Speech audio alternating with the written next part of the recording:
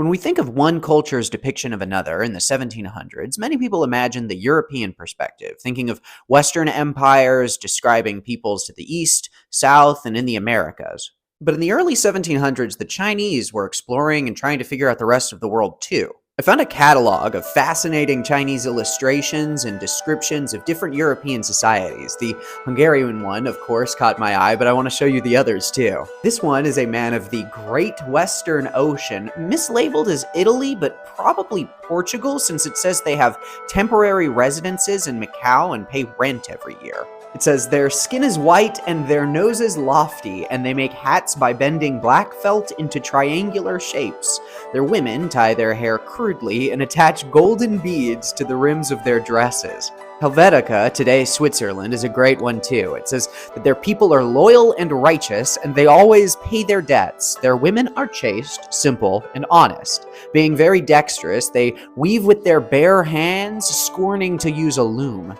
Poland's is awesome because apparently the Poles like sword fighting and also train bears in their houses and make them perform tricks.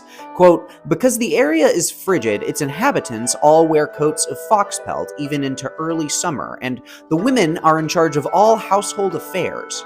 England, they state, was part of Holland, possibly because this information came out shortly after William of Orange was king. Also, that their unmarried women tie cloth around their waists to make it as thin as possible. The women wear short shirts and heavy skirts. When they leave their house, they bring tobacco snuff in gold-rimmed boxes. Sweden's description, which they also thought was part of Holland, is rather mean. They say that their women do not respect chastity and reveal their breasts and lewdly tie their skirts over their clothing. Holland, which the author, I guess, thought was the strongest European country, was apparently known in China as the red-haired barbarians. Meanwhile, France had partitioned America with the red-haired barbarians and had recently fought with hegemony against England, but they are rather weak. As for the Russians, it mentions they were conquered by the Mongols, lost contact with China during the Ming Dynasty, and are located at the northern end of the world. And finally, for the Hungarians, it says the country is located to the south of Poland.